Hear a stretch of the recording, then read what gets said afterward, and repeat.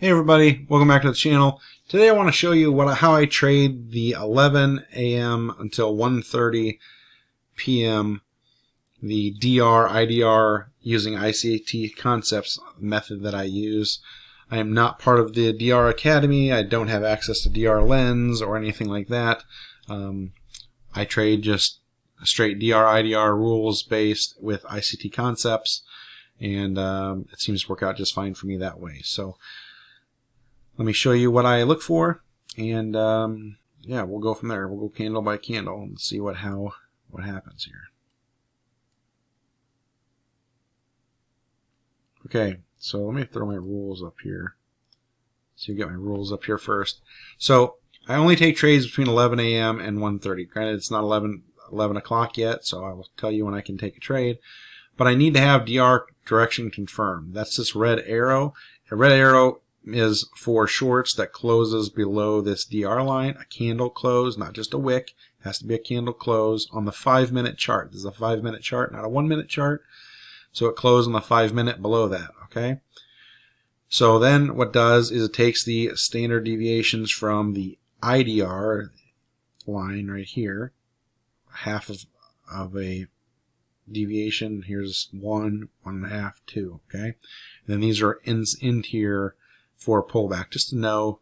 Don't really use it. This is more for DR Lens data if you were going to use it that way, but I like to track where my fair value gaps are and things like that. So I'm kind of making my own data and tracking it that way as I do my journaling. So they're not necessarily needed, is what I'm trying to say.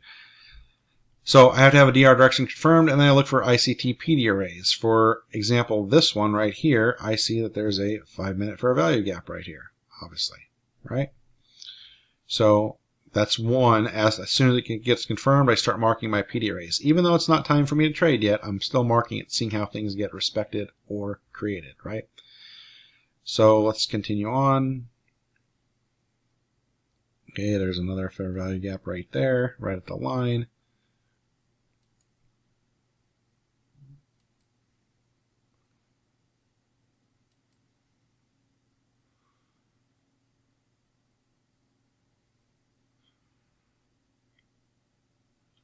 Okay, there's another fair value gap right there.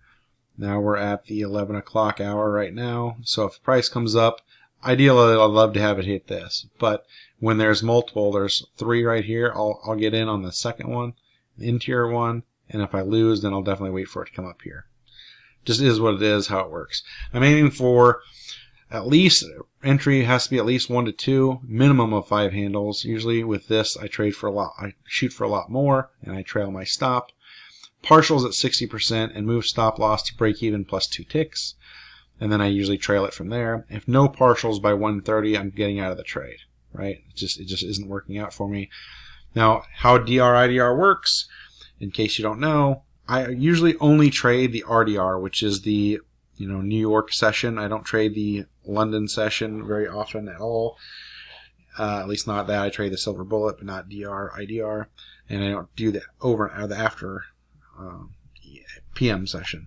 So I just trade the RDR session, which is from the dealing range is from 9:30 to 10:30, and the IDR is from candle body to candle body, highest and lowest, and then the DR line here is the from wick to wick in that time frame right here, and that creates your dealing range, which is DR. This is your interior dealing range right here, and then you have your standard deviations, right? So from the IDR side, okay? That's where you're getting the IDR side.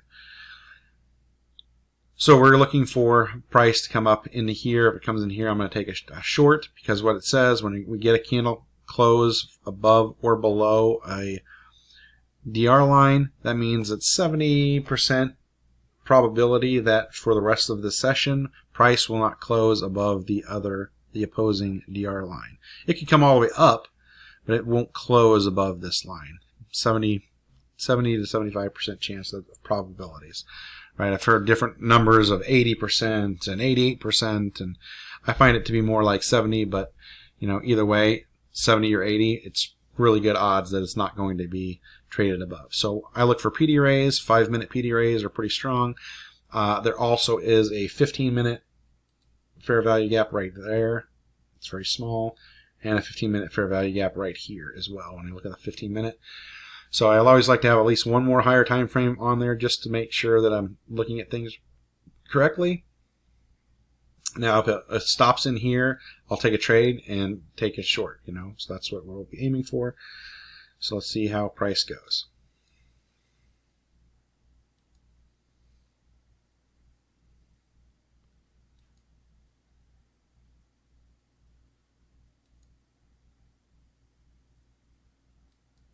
And I get asked all the time, why do I only trade this from 11 to 1:30? Because at 1:30 starts the PM session, and I'm a trade the silver bullet session, so I trade the morning session, and this is kind of my way of trading after lunch or during lunchtime, and it's very effective. And then I like to trade the PM silver bullet and sometimes power hour, so I like to look at the 1-minute charts there.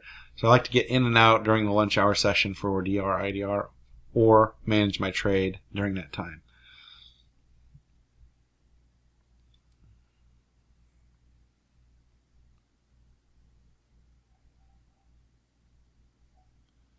Let's see what happens here. Okay, that hit, that wicked and stopped, so I'm gonna sell 2 there.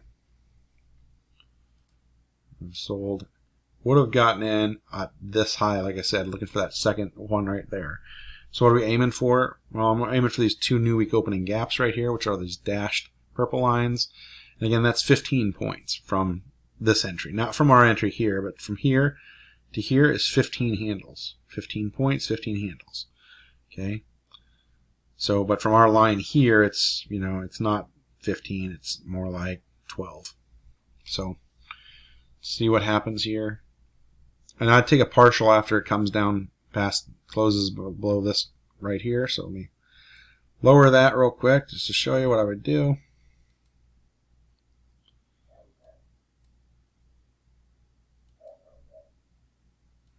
And you close below that. I just want to buy one there. And that would have taken us out right there, so we're going to flatten that. All right, look at that. Done and dusted right there. That's on the 5-minute chart. Hit our target, which is just a natural target of new week opening gaps. And we'll see how price keeps playing out here. So it is pulling back. You are seeing some fair value gaps right here, right in here. Now it's an inversion. But listen, when I get one trade, I'm not continuing to chase trades. So right now I would have been done right here. I'd have already been done, closed my charts, been done for the day. Okay. Slide this over a little bit. Just want to show you that there is another trade setup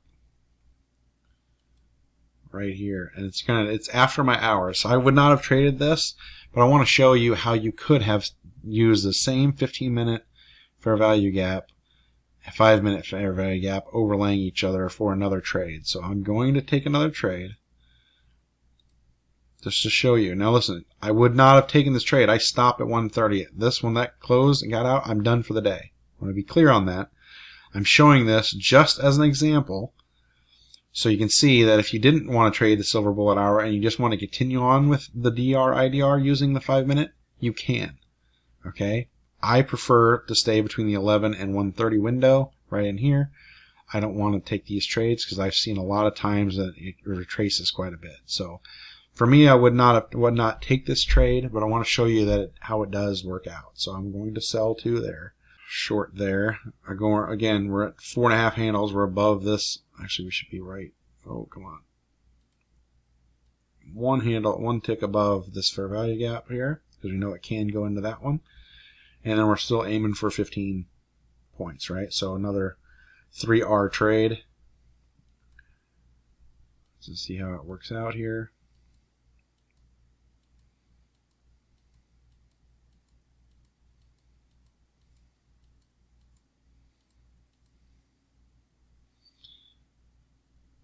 Do one more. That's why I'd take a partial right there. It'd be 60%. So let's buy one there.